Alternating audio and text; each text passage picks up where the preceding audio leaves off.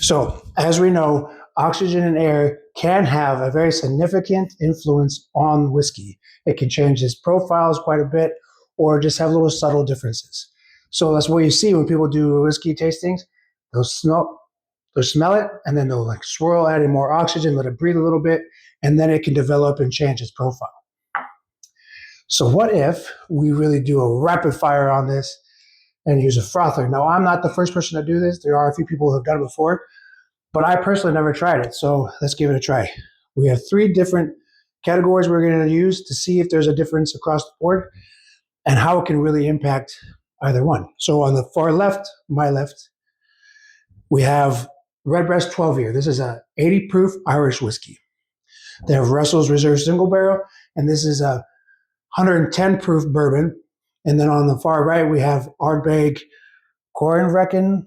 I'm probably butchering that, but that's a 114 proof Isla Scotch. So it's very peaty. I'm very interested to see how the peat, all that stuff will be influenced with this crazy thing right here.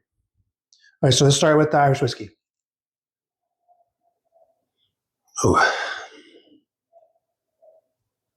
it smells so good. It's like buttery cookies. Yes, yeah. Okay, so taste it.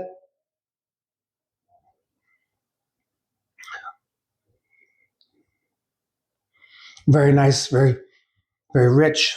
Let's see if there's a significant difference between original taste, with just pouring in the glass, versus frothing.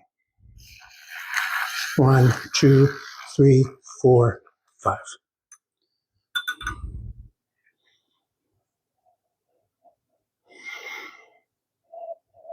The smell is not overly different, a tiny bit.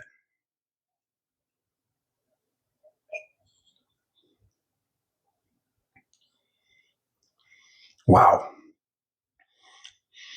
That is very different. Very different. I mean, you just get like a pungence of like barley and like spice and it's like frothy. That is massively different. Massively different.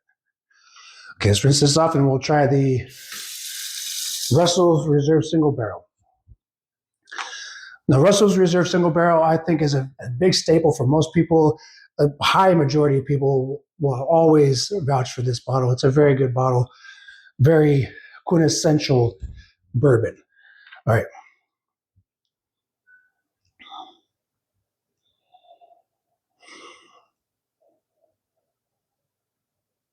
Very subtle. Yeah, that's good smell.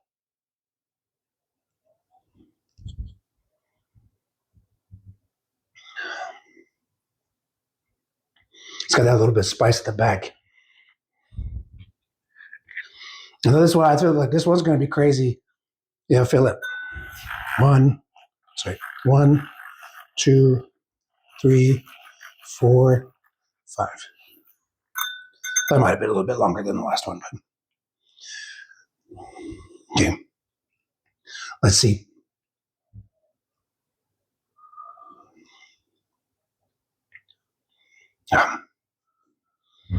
No, that did not taste good at all. I mean, that just pushed the ethanol out. Holy shit. They really just kicked the ethanol right fucking forward. That was crazy.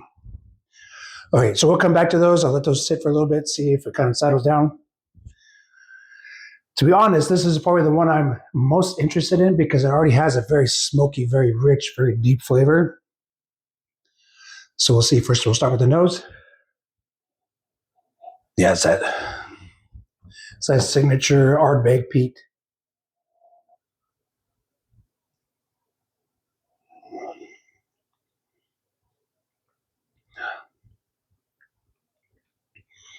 Oh, that's. I don't know if I even want to do this. Because that is just. So, if you ever had this bottle, or especially just really any Ardbegs, that peat is a very prevalent, very strong, very rich part of it. And that's one thing I really enjoy about it. However, I'm not too certain this is actually going to be any good.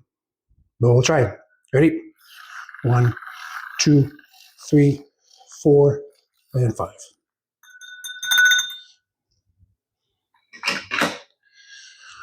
All right. The smell's kind of relaxed. Actually, relaxed a lot. Like taste.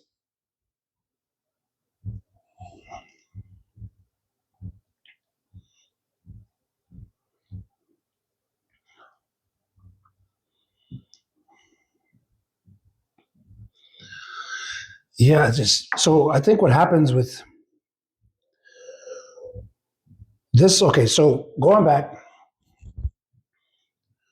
So before I try them again, we'll recap. We'll go over it real quick. So this one, I got a little more sweetness from it, and and a lot of like tingly spices around it. It was actually really really good. It did change it quite significantly. The biggest change is probably this one. This one got changed like crazy. Like I said before, the ethanol just got bursted. It was just at the forefront of every little bit of it. That was wild. Then the Ardbeg, that one actually got tamed down. It got tamed down. It did. No, I did get more of like a bitter kind of seed, like bitter seeds. You ever like done like sunflower seeds, and you get like that bitter part at the bottom? It's like salty bitter. That's what I get with this. Let's try them after they relax for a second. It goes back to that original smell,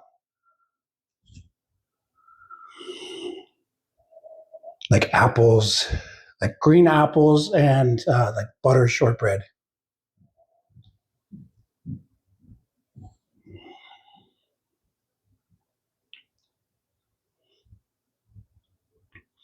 Yeah, that actually turned it really harsh. They made it really harsh. I feel like that's just too much introduction of oxygen and just moving around just was too much because it kind of destroys it a little bit. Like,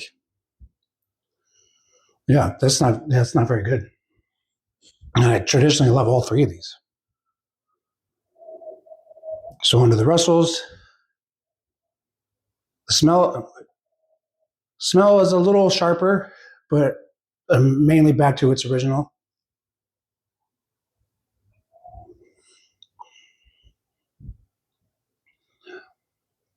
Yeah, dude, yeah, that tastes terrible. Ugh, that's just like straight ethanol. Like I mean, it tastes like almost like nail polishy. Like yeah, that just fucked that up. That is terrible. Hell no. And Ardbeg, because Ardbeg so far is the one that really handled it well, in my opinion.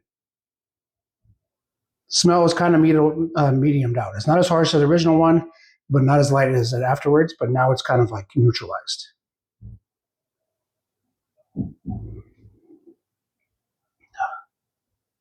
Yeah, that's terrible now.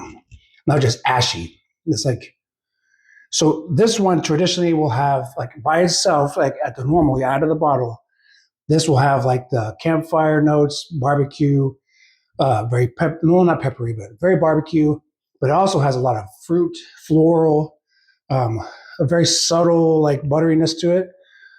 But after the frothing, it gets rid of everything except for ash. Like it tastes straight up ash or ass. But there you go. Try it for yourself. I really am interested to hear what you think. Um, maybe I did it too long, or maybe not long, not long enough. I don't think doing it longer is a good idea, but maybe just a quick pulse that might help. Maybe just like a half-second pulse in there, just in and out. Call it good. But there you go. I thought that was pretty fun, interesting thing. And let me again try it out. Let me know what you think. I'm very interested.